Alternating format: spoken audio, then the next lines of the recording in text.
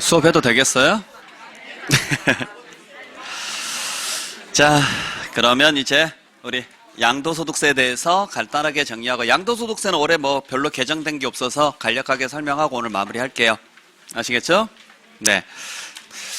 예전에 어떻게 이렇게 앉아가지고 수업 들었는지 모르겠죠? 지금 2시간째 앉아있는데도 힘들어 죽겠죠? 네. 자, 그럼 한번 보죠. 자, 일단 우리 양도소득세에서 이번에 개정된 게 뭐 아까 말씀드렸던 것처럼 이거 3년, 그죠?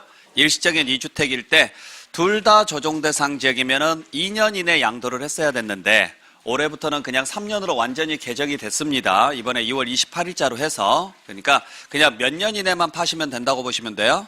3년 이내에만 양도하시면 비과세 받을 수 있다라고 보시면 될 것 같죠. 자, 그래서 이 부분을 설명을 할 때는 되도록이면은 그림 그려놓고 설명하시는 게 가장 좋아요. 왜냐면 일단 기본적으로 전제 조건이 몇 년 이상이 지난 후에 다른 집을 사야 돼요? 그렇죠. 1년 이상이 지난 후에 다른 집을 사야 되니까 그래요. 그러니까 기존에 집이 있으시다면 이걸 언제 샀는지를 알고 계셔야죠. 예를 들어서 2022년 4월 달에 이걸 취득을 했습니다. 그러면 새로운 집은 2023년 5월 이후에 취득을 하셔야 됩니다. 그리고 이때로부터 몇 년 이내 파셔야 되니까 3년 이내 파셔야 되니까 2026년 4월 이전에는 파시면 됩니다. 기존 집을. 단 이 집이 몇 년 이상은 보유를 해야 돼요? 2년 이상은 보유를 해야지만 비과세 혜택을 받을 수가 있죠? 네, 그러니까 2년이니까 2024년 5월 이후에 양도하시면 됩니다. 이런 식으로 설명을 해줘야죠. 그래야 제일 깔끔한 거죠. 그냥 3년 이내만 파시면 됩니다 라고 설명을 했다가 요거 2년 못 채우고 파시는 분들이 꽤 많아요. 생각보다는. 그렇게 해서 실수해서 양도소득세를 내시는 분들이 계시니까 정확히 언제 파셔야지만 비과세 혜택을 받을 수 있고 언제까지 파셔야 됩니다. 이런 이야기를 해주시는 게 제일 깔끔하다는 이야기죠. 그러니까 그림 그리시면서 이렇게 하나씩 설명을 해주셔야지만 나중에 가서 문제가 안 생겨요. 아셨죠? 그래서 1년 이상이 지난 후에 최소한 1년은 지난 후에 취득을 하셔야 됩니다. 그리고 그 집을 취득한 날로부터 3년 이내에 기존 집을 파시되 그 기존 집은 최소한 2년 이상은 보유를 하셔야 되니까. 그리고 참고로 이 당시 조정 대상 지역이면 2년 이상 거주해야죠. 그거 폐지됐어요? 혹시 그런 이야기 들어보셨어요? 근데 왜 그런 이야기가 나오는지 모르겠어요. 가끔 물어보시더라고요. 2년 거주 요건 폐지됐습니까? 라고 물어보시더라고요. 2년 거주 요건은 폐지 안 됐어요.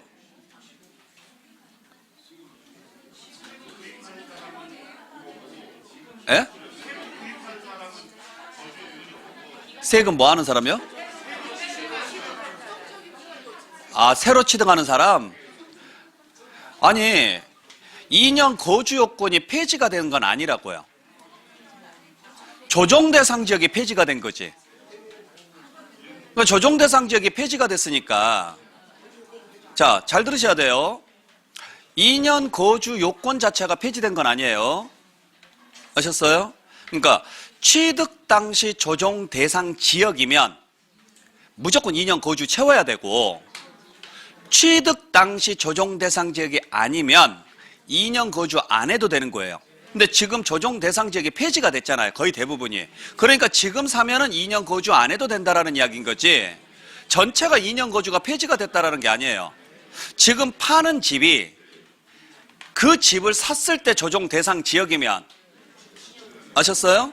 지금 조정 대상 지역이 폐지가 됐어도 2년 거주 요건 채우셔야 된다고요. 그거 오해하지 마시라고요. 그거 몇 번 제가 전화를 받아서 2년 거주 요건이 폐지가 된 거 아닙니까? 그건 취득 당시를 기준으로 판단한다고 보시면 돼요. 양도 당시 조정 대상 지역이 아니고. 그러니까 양도 당시에 조정 대상 지역이든 아니든 상관없이 취득했을 때 조정 대상 지역이었다면 2년 거주 요건은 채우셔야 돼요. 특별한 경우를 제외하고는. 그러니까 우리가 2년 거주 요건을 안 채워도 되는 경우들이 몇 가지가 있긴 해요.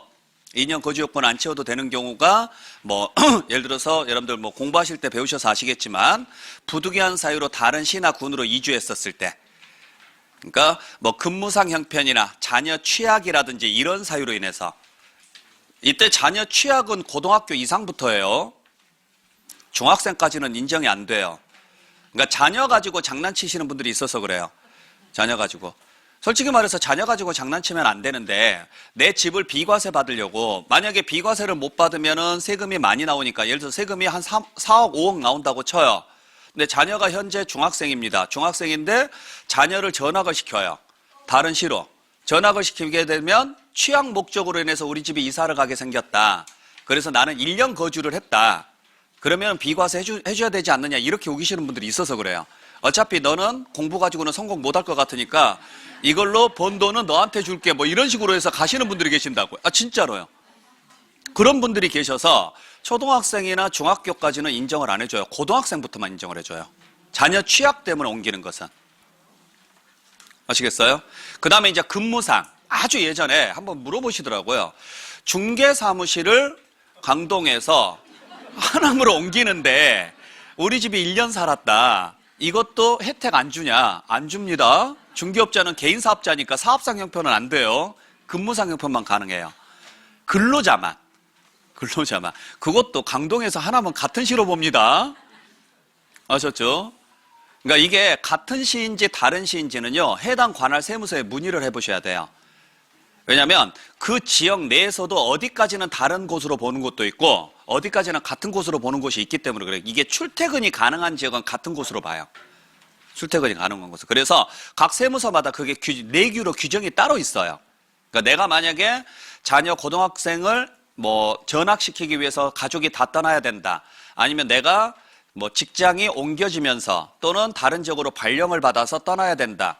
그러면 2년 거주 안 해도 1년 거주한 사실만 있으면 돼요. 그리고 좀 이따 말씀드리겠지만은 올해부터 지금 상생주택 있죠? 상생임대주택. 상생임대주택 요건을 충족하면 2년 거주 요건 폐지됐잖아요. 그죠? 원래는 1년 거주만 인정을 해줬다가 아예 2년 거주를 다 인정을 해줘버리니까. 무슨 말인지 아셨어요? 그리고 그 집을 팔았을 때 예를 들어서 1세대 1주택인데 고가주택에 걸려요. 고가주택에 걸리면 세금 내야죠? 그때 장기보유특별공제가 몇 프로인지는 아시죠? 고가주택에 해당하면 장기보유특별공제는 4%예요. 4%씩 해서 최대 80%예요. 보유기간에 4%, 거주기간에 4%예요. 그러니까 1세대 1주택자인데 예를 들어서 12년을 보유를 했단 말이에요. 12년을 보유를 했는데 상생임대주택입니다. 예를 들어서 상생임대주택이고 여기에서 내가 만약에 1년 거주를 했다. 1년밖에 거주 안 했다. 이 집에서. 그러면은 상생임대주택 요건을 충족하면 2년 거주를 추가시켜준다고요. 그러니까 몇 년 거주가 돼요? 3년 거주가 되는 거죠. 무슨 말인지 아셨어요? 3년 거주가 되면은 12년 보유했죠? 여기에 4%예요. 장특공제 줄 때. 여기에 4% 하면은 48%인데 최대가 40%예요. 그 다음에 3년 거주했으니까 여기에 다시 4%예요. 그래서 12%예요. 그래서 합이 52% 공제가 돼요. 장특공제 받을 때. 이런 식으로 공제를 해줘요. 상생임대주택 같은 경우는. 근데 만약에 얘가 상생임대주택이 아니다. 그러면 요거 인정 못 받죠? 요거 인정 못 받죠? 그러면은 1년 거주밖에 안 되죠? 그러면은 거주 요건이 없어져요. 거주 요건이 없어지는 게 아니라 거주에 대한 그 특례가 적용이 안 돼요. 그래서 그냥 12년 곱하기 2%예요. 그래서 24%밖에 공제를 못 받아요. 이 경우는. 그래서 1세대 1주택자로서 2년 이상 거주한 사실이 있으면은 4%씩 해서 최대 80%까지 받을 수 있습니다. 그러니까 80% 받으려면은 보유도 10년 이상 하셔야 되고 거주도 10년 이상 하셔야 돼요. 그러면 양도 차익의 80%까지 공제가 가능해요. 양도 차익에. 그러니까 예를 들어서 15억에 팔았다. 15억에 팔았는데 필요 경비가 5억이다. 예를 들어서 내가 5억에 사서 15억에 팔았다. 그러면은 10억이잖아요. 양도 차익이 10억인데 12억 초과분에 대해서만 내니까 3억에 대해서만 내면 돼요. 그러면 전체 금액의 몇 프로예요? 요즘 이런 거 물어보면 대답을 못 하시더라고요. 15 곱하기 얼마를 해야 30이 나와요? 그래요, 20%라고요. 알겠습니다. 하여간 15분의 3을 합니다. 그러면 20%니까 2억에 대해서만 내면 되고, 아셨나요? 2억에 대해서만 내면 되는데, 이게 10년 보유, 10년 거주를 했다면, 그러면 80%까지 공제가 가능하니까 20%인 4천만 원에 대해서만 세금 계산해서 내면 되죠. 그럼 세금이 엄청 적게 나오는 거죠. 무슨 말인지 아시겠어요? 자, 이러한 식으로 간다라고 보시면 돼요. 자, 그래서 여러분들께서 요 거주 요건이 들어가는지 안 들어가는지는 그냥 취득 당시를 기준으로 해서 판단을 해주시라는 거죠. 원래 이게 조정 대상 지역이냐 아니냐 이 기준은 양도 시점을 기준으로 판단하는 게 원칙이었어요. 근데 유일하게 비과세 판단할 때 거주 요건만 취득 당시로 따져요. 나머지는 다 양도 당시로 따지는데 어차피 아까 말씀드렸던 것처럼 조정 대상 지역이 다 해제가 됨으로 인해서 의미가 없어졌어요. 지금 현재는. 그리고 내년 5월 9일까지는 중과제도가 전부 다 폐지가 돼버렸으니까. 근데 그것도 아마 지금 보니까 영원히 그냥 폐지될 것 같아요. 네. 그래서 원래 조정 대상 지역에 있는 주택을 양도를 했을 때는 장특공제 안 됐잖아요. 그죠? 장특공제 안 되는데 지금 강동 같은 경우는 조정 대상 지역에서 이미 해제가 됐으니까 지금 팔면 무조건 장특공제 가능해요. 기본 2%씩에서 최대 30%를. 무슨 말인지 아시겠어요? 2%씩에서 최대 30% 가능하고 그게 1세대 1주택자로서 고가주택에 해당하면 4%씩에서 최대 80%까지 가능하고 장특공제가. 근데 만약의 경우에 강남에 있는 주택을 팔았다. 내가 다른 데 집이 있는데 그러면은 집이 두 채인 상태에서 강남에 있는 집을 팔았으면은 조정 대상 지역에 있는 주택을 팔았죠? 내년 5월 9일까지 팔면은 장특공제 가능하다고요. 원래 올해 5월 9일까지였는데 1년 유예를 시켜줬으니까. 아셨어요? 근데 지금 상황을 봐서는 올 연말에 국회에서 아마 그냥 폐지를 시켜버릴 것 같아요. 그리고 원래 조정 대상 지역에 있는 주택을 팔면 세율이 20%가 추가가 돼요. 2주택자는. 그 다음에 3주택 이상은 30%가 추가가 돼요. 그것도 다 폐지가 됐고 유예가 됐으니까 거의 폐지됐다라고 보시면 되죠.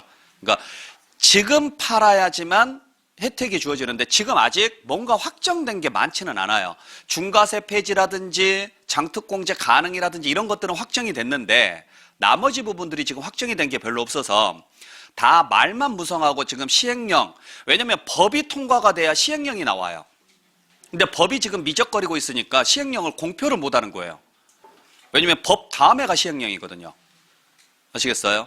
그러니까 조금 더 지켜보셔야 돼요. 조금 더 지켜보시고 아마도 6월 이후에는 뭔가 확실하게 가닥이 잡힐 것 같아요. 그러니까 주택을 취득한다거나 주택을 양도한다거나 하여간 부동산을 취득 또는 양도를 하려고 했을 때는 되도록이면 지금은 안 움직이시는 게 맞는 것 같아요. 지금 상황을 봐서는 지금은 안 움직이는 게 맞고 어차피 지금 그 중과제도는 다 폐지되는 수순으로 지금 진행이 되고 있거든요. 가격 자체가 지금 떨어지고 있어서 그래서 6월 이후에 거래하시는 게 가장 좋은 현명한 방법일 것이다. 요즘 이야기들이 다 그렇게 나와요. 그러니까 그렇게만 여러분께서 알고 계시길 부탁드립니다. 자, 요 내용 뭐 개정됐다라는 거 알고 계시면 되고 그 다음에 자 우리가 1주택자가 분양권이나 입주권을 사가지고 2주택이 될 수도 있어요. 네, 그럴 때는 역시나 이것도 똑같습니다. 최소한 몇 년 이상이 지난 후에 취득을 해야 돼요? 1년 이상이 지난 후에 취득을 해야 되고 몇 년 이내에 팔아야 되느냐면 3년 이내에 팔아야 돼요. 이것도 3년인데 문제는 뭐냐면 3년이 지나서 팔 때가 문제예요. 3년이 지나서 팔 때 그때는 2년 이내에 팔았어야 돼요. 근데 그것도 이번에 전부 다 3년으로 다 개정이 통과가 됐고 전부 다. 무슨 말인지 아시겠어요? 그러니까 집을 가지고 있으신 분이 분양권을 하나 취득을 했단 말이에요. 그리고 이번에 뭐 참고로 말씀드리지만 투기 지역이 또 다 해제가 됐죠. 그래서 전매 제한도 풀렸죠.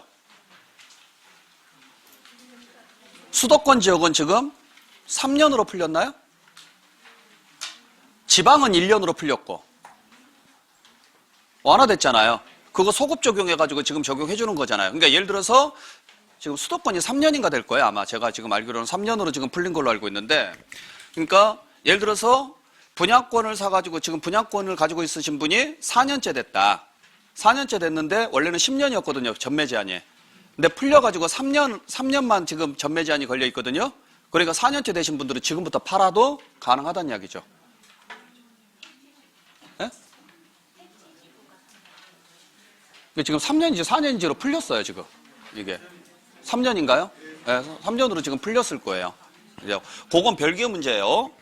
그거 나중에 여러분들께서 확인을 좀 해보시면 되고, 분양권을 취득을 해가지고 지금 2주택에 걸렸을 때가 문제예요. 그러면은 분양권을 취득하니까 내가 이 집으로 이사를 못 가죠? 못 가니까 몇 년 이내 파시라고요? 3년 이내만 처분하시면은 이 집 그냥 1주택으로 봐서 비과세 혜택을 주겠다는 이야기인데, 만약에 3년 이내 못 팔았어요. 그 말은 무슨 말이냐면 이 집을 완공시키고 나서 들어가겠다 이 소리거든요.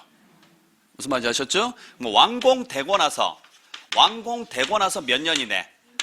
3년. 이거 분양권을 취득하고 나서 3년이 지난 후에 팔 거라면 완공되고 나서 3년 안에만 파시면 된다고요. 이게. 그리고 반드시 이 집으로 이사를 와야 돼요. 와서 이 집에서 1년 이상 거주는 하셔야 돼요. 왜냐면 이게 투기 목적이 아니어야 되기 때문에 이 집으로 들어와야 된다는 이야기죠. 그래서 이 집으로 들어와서 최소한 몇 년 이상은 사셔야 돼요. 1년 이상은 사셔야 돼요. 그러니까 원래는 완공되고 나서 2년 이내 팔도록 돼 있었어요. 완공되고 나서. 왜냐면 완공되기 전에는 3년 기준을 줬기 때문에. 근데 완공 후에도 3년으로 지금 개정을 시켰기 때문에 이런 것도 여러분들께서 같이 보시길 바랍니다. 자, 뭐 이건 뭐 중요한 내용은 아니고. 자, 그 다음에 우리 비과세 판단했을 때 지금 작년에 지금 개정된 게 이 내용이죠. 중간부터 지금 개정이 됐었는데 중간에 한 6월 정도인가 아마 개정이 됐는데, 원래 2주택자 같은 경우는 최종 1주택이 된 날로부터 2년 이상 보유였거든요. 근데 그거 없어졌죠? 알고는 계시죠? 그러니까 A라는 주택이 하나 있고 B라는 주택이 하나 있는데 이 집을 팔고 그 다음에 이 집을 팔았을 때 일시적 2주택이 아니라면 이거 세금 내고, 그 다음 얘는 1주택 상태인데 얘가 비과세 되려면 이 집 팔고 나서 1주택이 된 날로부터 2년을 보유를 했어야 됐다고요. 근데 이것도 작년에 폐지가 됐죠. 6월 달인가 폐지가 되고 그냥 처음부터 2년 이상만 보유하면 가능한 이야기가 됐다고요. 아시겠나요?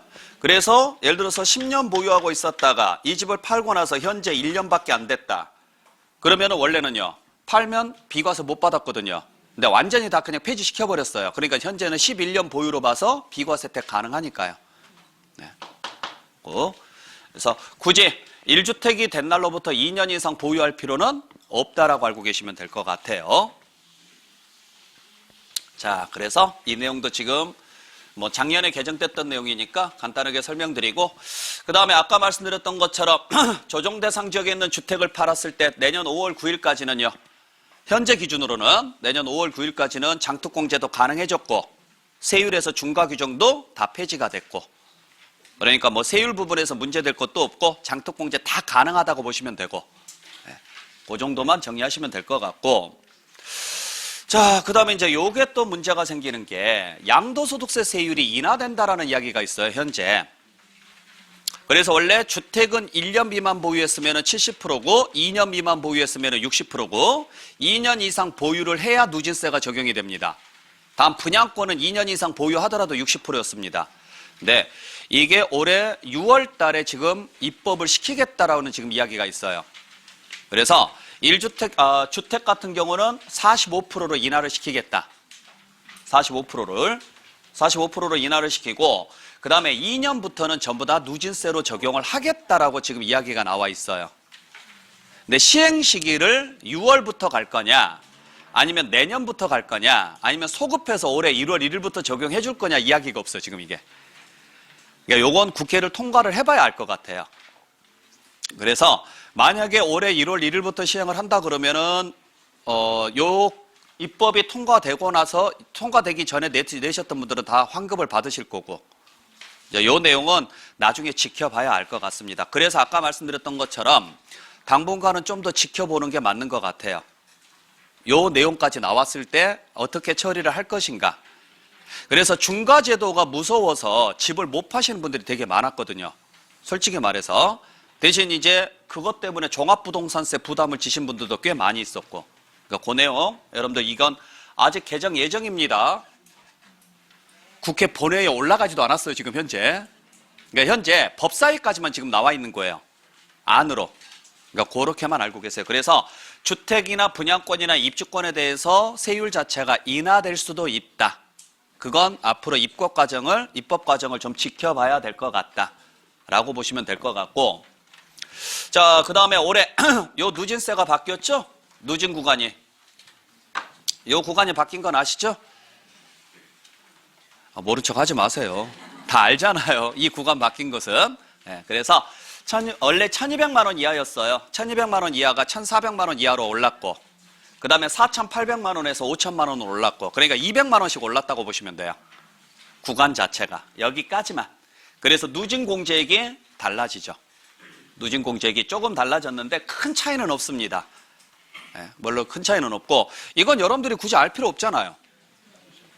옛날에는 이걸 다 알려드렸거든요. 알려드렸는데 요즘 인터넷에 치면 그냥 다 나와요. 그리고 인터넷에 칠 필요 없이 그냥 어플에다가 넣기만 해도요. 알아서 세금 계산해서 나오거든요. 네. 어차피 세무사한테 맡길 거잖아요. 안 그래요?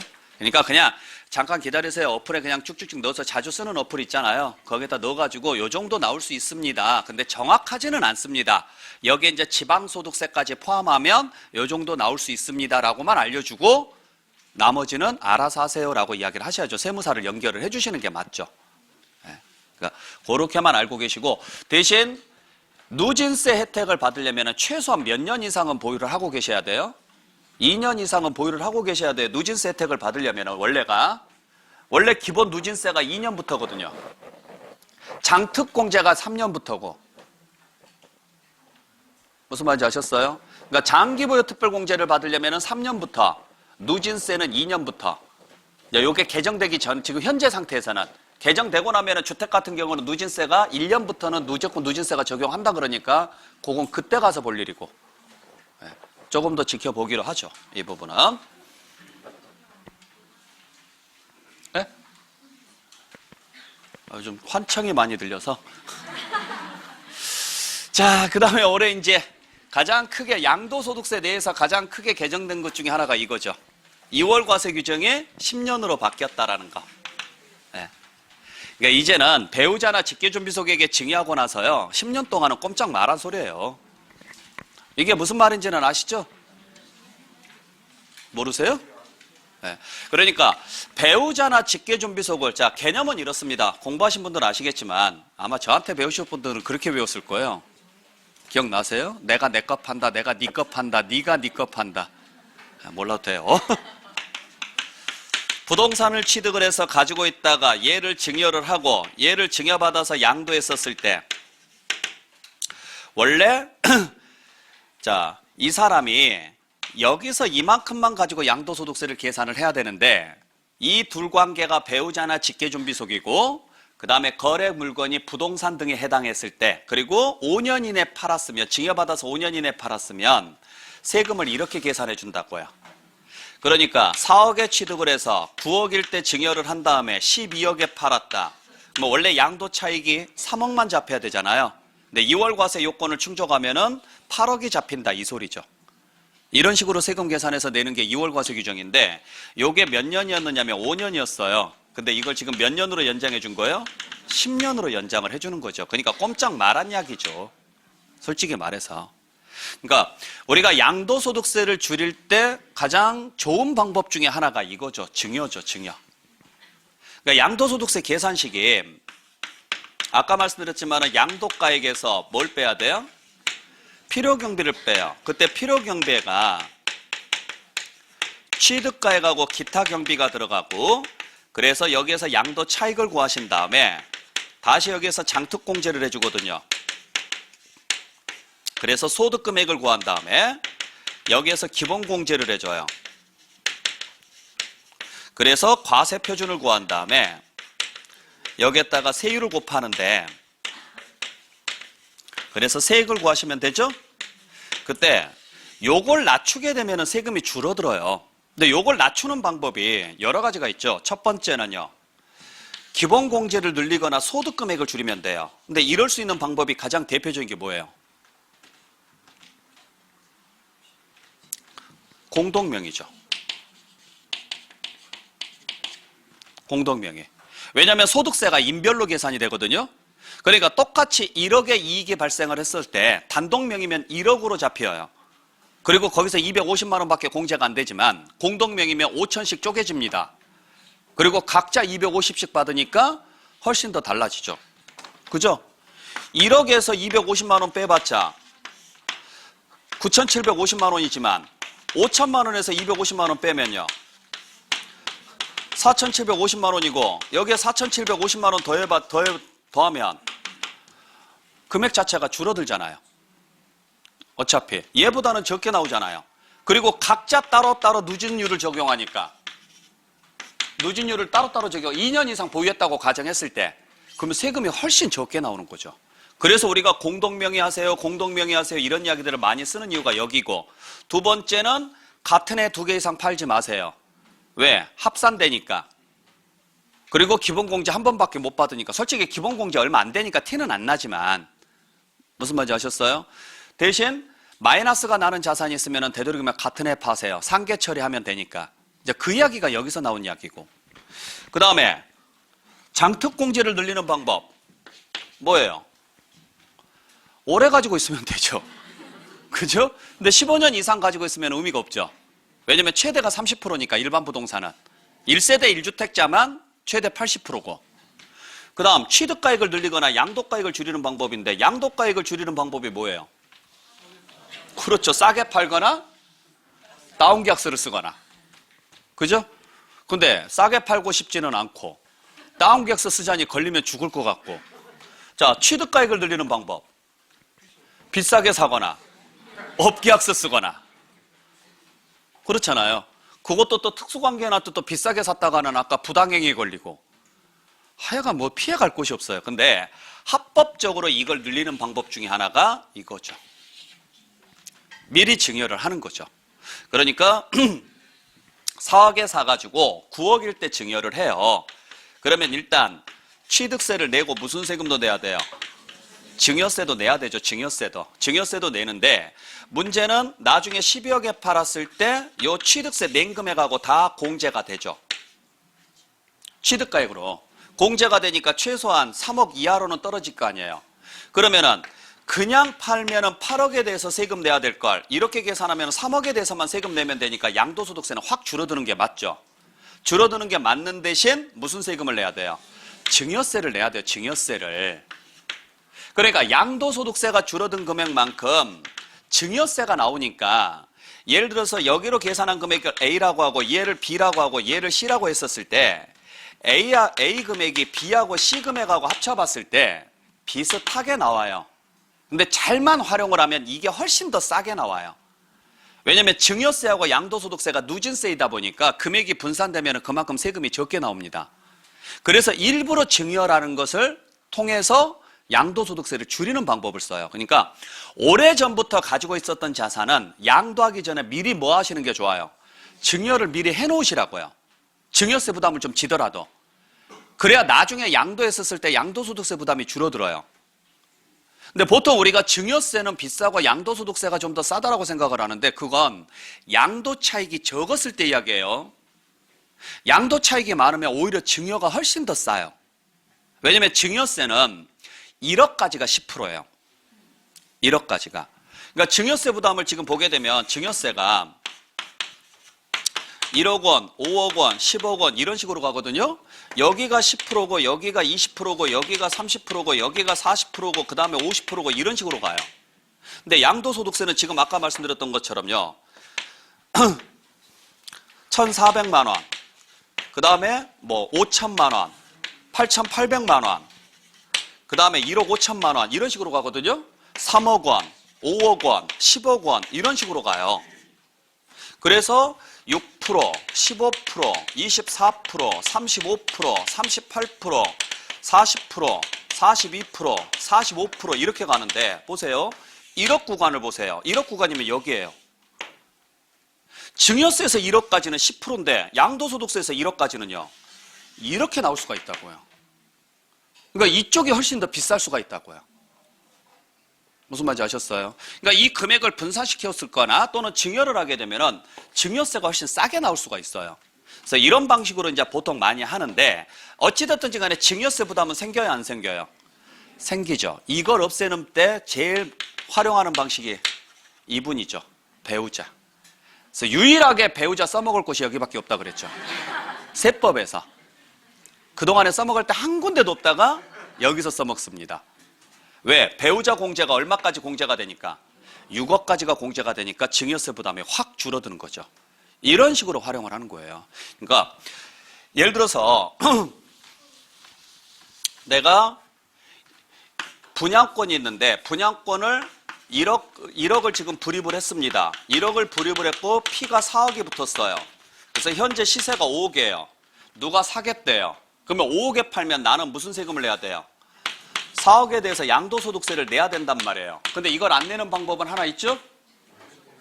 이 상태에서 일단 배우자에게 증여를 해버립니다. 얼마에? 5억에. 그러면 증여를 하게 되면 배우자에게 증여를 하게 되면요.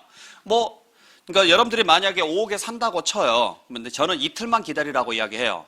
그리고 바로 가서 증여 신고를 넣어요. 배우자 명의로. 그러면은 일단 취득세 나와요, 안 나와요? 안 나와요. 분양권은 취득세 과세 대상이 아니니까. 안 나와요. 증여세 나와요, 안 나와요? 안 나와요. 왜? 6억까지가 공제니까. 자, 그러면 이제 배우자는 얼마에 산 거예요? 5억에 산 거죠. 그리고 다음날 5억에 계약서를 써요. 매매 계약서를. 그러면 양도 차익이 제로니까 세금이 없죠. 뭘 5에 5는 이거 모르는 사람이 누가 있다고 다 알아요. 아니 이거 세금 내는 사람이 이상한 거죠. 안 그래요? 죄송합니다. 이렇게 가는 거예요. 대부분이. 그러니까 자 얼마에 사겠다 이걸 지금 내가 얼마에 사겠다 그러면 일단 기다려. 그래서 현재 배우자한테 먼저 증여를 때리는 거예요. 오늘 증여 신고하는 거 어렵지 않으니까 가서 그냥 증여 계약서만 하나 써가지고 바로 신고서만 넣으면 돼요. 세무서에서 알아서 다 처리해줘요. 아셨어요? 그래서 증여세 부담을 없애려면 딱 6억까지만 신고를 넣는 거예요. 그래가지고 6억까지만 신고를 넣어서 증여세 부담 없애고 그리고 나서 그 다음 7억에 판다거나 8억에 판다거나 하게 되면 양도 차익이 6억에 신고를 넣었으면 8억에 팔았을 때 2억만 잡히죠. 이런 식으로 해서 양도소득세를 확 줄이는 거죠. 물론 증여세를 조금 내더라도 취득가액이 올라가니까 양도소득세 부담은 확 줄어들긴 합니다.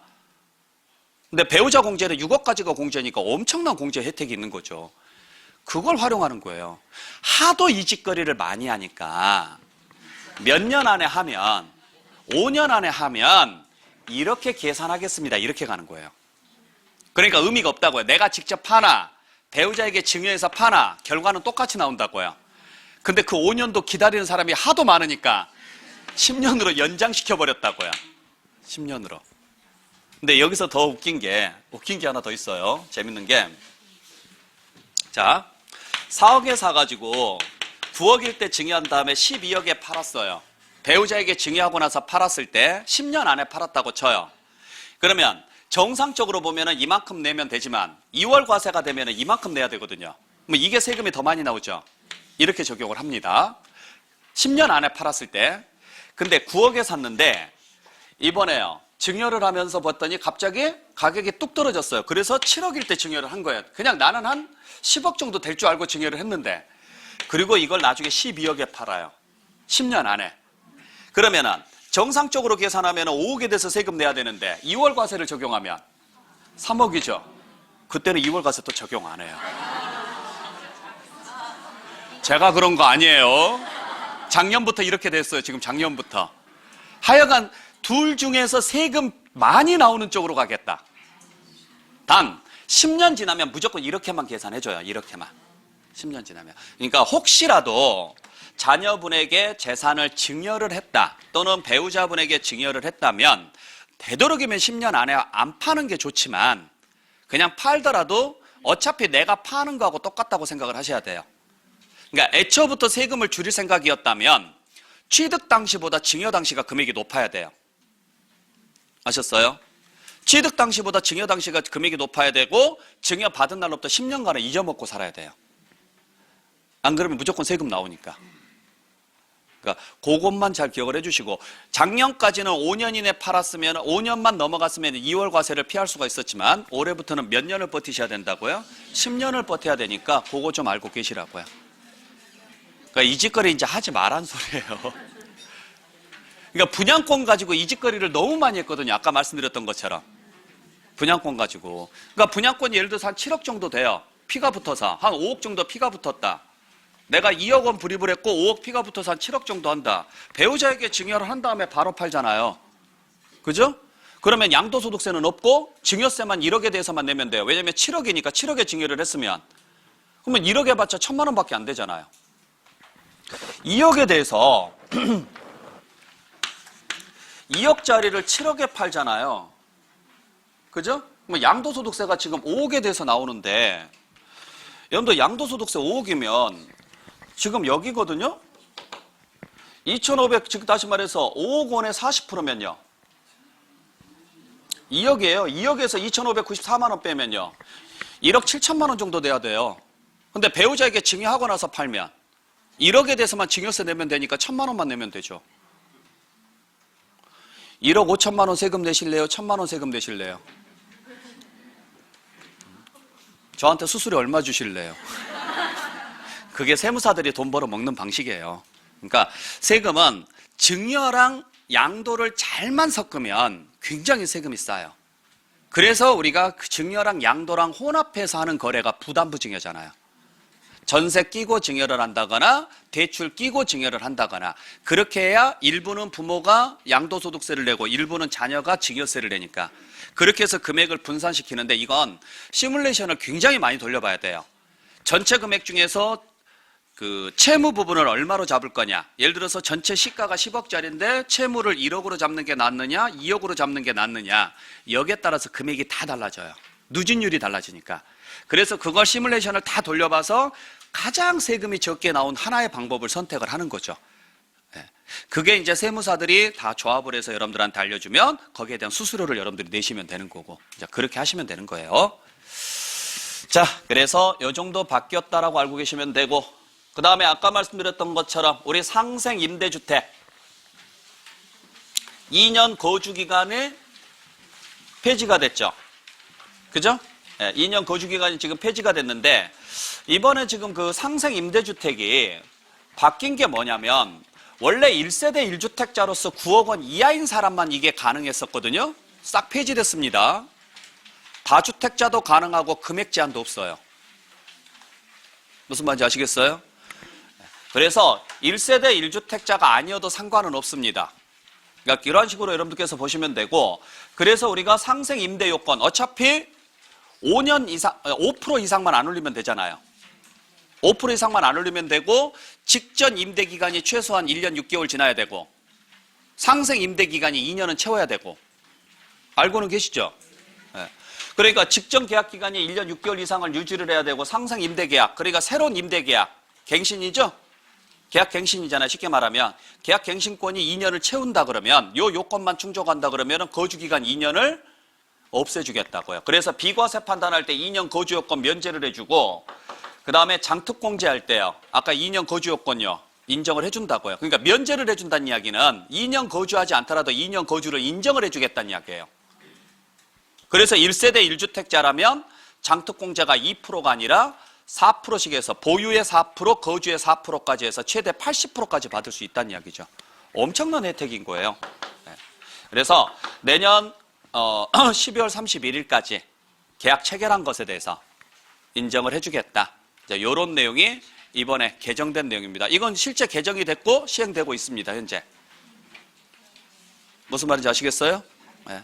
그렇게만 여러분들께서 정리를 좀 해주시면 될 것 같아요. 자, 그래서 오늘 여기까지 여러분들 정리하도록 할게요. 네. 자, 허리 많이 아프셨죠? 네. 이제 그 외에 뭐 상속세라든지 증여세라든지 이런 부분들이 좀 개정이 된 게 있는데, 크게 여러분들한테 도움될 만한 개정 내용은 아니에요. 뭐 가업상속이라든지 이런 부분에 대해서 일부 금액이 좀 추가됐고 이런 내용들이 있어서, 전체적으로 일반적으로 상속세, 증여세 내용이 바뀌었으면은 제가 설명을 드렸을 건데 그런 부분들이 없기 때문에 따로 설명을 안 드리겠습니다. 그래서 오늘 준비한 내용은 여기까지고, 다음에는 내년부터는 좀 부가가치세를, 여러분들이 부가가치세를 되게 많이 어려워하시더라고요. 맞나요? 실무상 부가가치세가 되게 많이 필요해요. 다음에는 여러분들 그 내년에 이제 다시 우리 또 뭐 개정세법을 할 건데 혹시라도 궁금한 게 있으면 미리 학원에다가 좀 이런 부분에 대해서는 조금 더 좀 설명을 해줬으면 좋겠다라는 내용들이 있으면 미리 연락을 좀 넣어놓으세요. 아시겠어요? 그러면 제가 그런 부분에 대해서 자료를 좀 만들어서 여러분들한테 좀 필요한 부분들에 대해서 정리를 좀 해드리도록 할게요. 왜냐하면 전혀 여러분들이 뭘 원하는지를 모르는 상태에서 물론 개정 내용만 설명을 하더라도 시간이 좀 빠듯하다 그러면 어쩔 수 없지만 필요한 부분이 있으면 그런 부분도 같이 정리를 좀 해드리도록 할 테니까요. 아시겠죠? 근데 여러분들 개개인이 하는 업무가 다르다 보니까 어떤 부분에 대해서 어려워하는지를 제가 잘 몰라요. 그러니까 그런 부분들에서 미리 이야기를 좀 해주시면 감사하겠습니다. 자, 여러분들 오늘 귀한 시간 너무 감사드리고요. 다음에 여러분들 더 좋은 기회에 또 찾아뵙도록 할게요. 올 한 해 여러분들 건강하시고 새해 복 많이 받으시기 바랍니다. 마치겠습니다. 고맙습니다.